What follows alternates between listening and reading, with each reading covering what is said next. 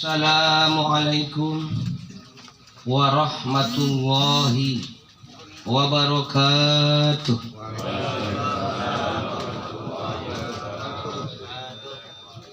Alhamdulillahilladzi amarna bil ittihadi wal ittisami bihablillahil matin. Ashhadu an la ilaha illallah wahdahu la syarikalah al-malikul haqqul mubin. Wa asyhadu anna sayyidana Muhammadan abduhu wa rasuluh al-mab'utsu rahmatan lil alamin. Salatan wassalaman daimaini mutalajimaini ala asyrafil anbiya'i wal mursalin sayyidina wa nabina wa syafi'ina wa habibina wa qurrati a'yunina Muhammadin sallallahu alaihi wasallam wa ala alihi wa ashabihi at-tahirin al-mukarramin. Amma ba'd. Fa inna ahsanal hadis kitabullah wa khairal huda huda Muhammadin Rasulillah sallallahu alaihi wasallam wa syarrul umuri muhdatsatuha wa kullu muhdatsatin bid'ah wa kullu bid'atin dhalalah wa kullu dhalalatin finnar. Qala Allahu ta'ala fi kitabil karim wa huwa asdaqul qailin. A'udzu billahi minasy syaithanir rajim. وَلَنَبْلُوَنَّكُمْ بِشَيْءٍ مِنَ الْخَوْفِ وَالْجُوعِ وَنَقْصٍ مِنَ الْأَنفُسِ وَالثَّمَرَاتِ وَبَشِّرِ الصَّابِرِينَ الَّذِينَ إِذَا أَصَابَتْهُمْ مُصِيبَةٌ قَالُوا إِنَّا لِلَّهِ وَإِنَّا إِلَيْهِ رَاجِعُونَ. قال الله تعالى في آية أخرى فَتَزَوَّدُوا فَإِنَّ خَيْرَ الزَّادِ التَّقْوَى. Al-ayah wallahu a'lamu bimarwadih. Qala Nabiyyu sallallahu alaihi wasallam fi kitabil hadis al-mautu babun wa qulun nasi dakhilun. Al-hadis wallahu a'lamu bi rasul. Shadaqallahu al-adzim wa ballagha rasuluhun nabiyyul habibul karim wa nahnu ala dzalika minasy syahidin wasyakirin walhamdulillahi rabbil alamin. Ila hadratil mukarramin wal muhtaramin, para alimil ulama, para kiai, para asatidil kiram, wa nahusu kuasa kepada sesepuh tokoh agama Bapak Haji Mulhad yang saya hormati dan yang tak tadimi, kepada adinda penerus dakwah Al Ustad Muhammad Farid, Al Ustad Muhammad Asep Saifuddin, Al Ustad Adi Hidayat, dan kepada Ustaz Nur Yasin. Semoga beliau senantiasa ditambah keberkahan ilmunya. Amin. Insya Allah istiqomah, sabar, tenang di dalam syiar agama ini. Teristimewa kepada seluruh keluarga besar Syaikhul Musibah. Semoga sabar, tenang, aman selama ditinggalkan oleh almarhum ini. Teristimewa kepada jemaah takziah. Mudah-mudahan hadirnya kita di tempat Syaikhul Musibah datang bawa rahmat, pulang bawa berkah. Tiada rasa dan perasaan, tiada kata dan ucapan selain ungkapan puji atas rasa tasakur kita kehadirat Allah SWT, yang mana Allah Jalla Jalaluhu begitu Rahman, begitu Rahim. Kasih sayangnya tak terhingga kepada kita, terutama kenikmat yang terlalu besar nilai harganya dan tak bisa dihitung nilainya. Yang pertama, nikmat iman, nikmat Islam, nikmat ihsan, nikmat kesehatan, nikmat kebersamaan, nikmat kesempatan, sehingga kita dapat bermuhajahah, bertaaruf, bermujalasah, dan dapat bersilaturahim, sehingga terciptanya ukhuwah Islamiyah, ukhuwah watoniyah, ukhuwah insaniyah, tergalangnya persaudaraan yang lebih akrab di antara kita sebagai jalur pemerhatian kasih sayang. Semoga, dan ini merupakan salah satu rasa kebersamaan kita sesama muslim. Sedangkan dengan berjabatan tangan, di samping kita mendapat ampunan Allah, kita juga mendapat menghilangkan dendam di dalam hati. Ini satu pemberitahuan buat saya, jangan sembarangan, jangan sampai tidak tahu bahwa berjabatan tangan ini adalah subhanallah, maknanya luas. Dengan berjabatan tangan dosa kita diampuni dan kita juga menghilangkan dendam dalam hati.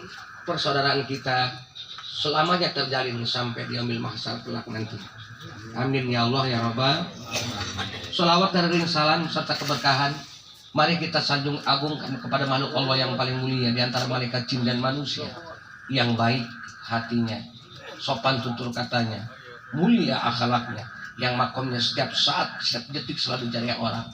Tiada lain dengan pada pengharapan dan kemuliaan agar mendapat syafatul uzbanya kelak di yaumil kiamat. Dia adalah penghulu kita, baginda kita Nabi Agung Muhammad Sallallahu alaihi wasallam. beserta keluarganya dan para sahabatnya, tentunya kepada kita semua selaku penegak sunnah dan risalahnya. Sebelum saya tadi berangkat ke sini, ada yang bertanya kepada saya, Ustadz, ya insya Allah saya mau bertanya, kalau memang Tuhan itu ada, tolong tunjukkan wujudnya kepada saya. Itu yang pertama. Yang kedua, apakah takdir itu ada? Kalaupun ada, tunjukkan wujudnya seperti apa. Yang ketiga, iblis diciptakan dari api, neraka dari api. Jelas unsur zatnya sama. Ketika iblis masuk ke neraka, dia tidak akan merasakan sakit. Lalu saya jawab, ini ngaji kita namanya, ini ngaji nggak ceramah kita, biar mantap pulang dapat berkah ya. Ya, makanya nggak nguncut ini mas, santai kita. Tapi dalam nih kita tahu. Jawabannya satu kata saya. Coba dekat kepada saya. Begitu dia dekat saya tampar. Ceger. Dia kaget. Kok nampar saya Kiai? Itu jawaban dari 3 yang kamu pertanyakan kepada saya. Yang pertama, ketika kamu saya tampar, rasa sakit tidak? Sakit Kiai. Jadi kamu percaya rasa sakit itu ada? Ya, tunjukkan kepada saya rasa sakit itu.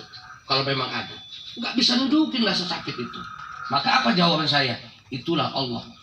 Kita merasakan adanya wujudnya Allah di hadapan kita. Tetap dengan cara kita melihat wujudnya. Itu yang pertama.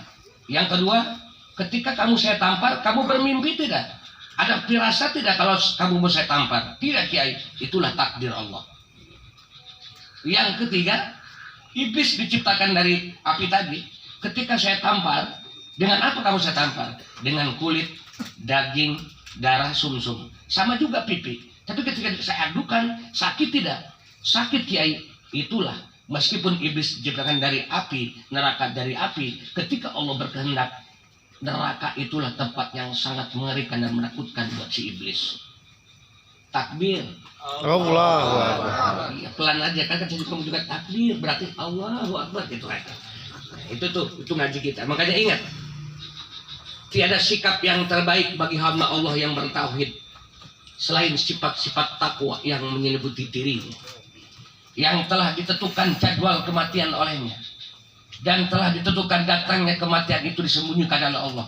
Selain sifat takwa yang menyelimuti dirinya sampai maut menjelang ajal, istiqomah tetap dalam keadaan takwa kepada Allah Jalla Jalaluhu.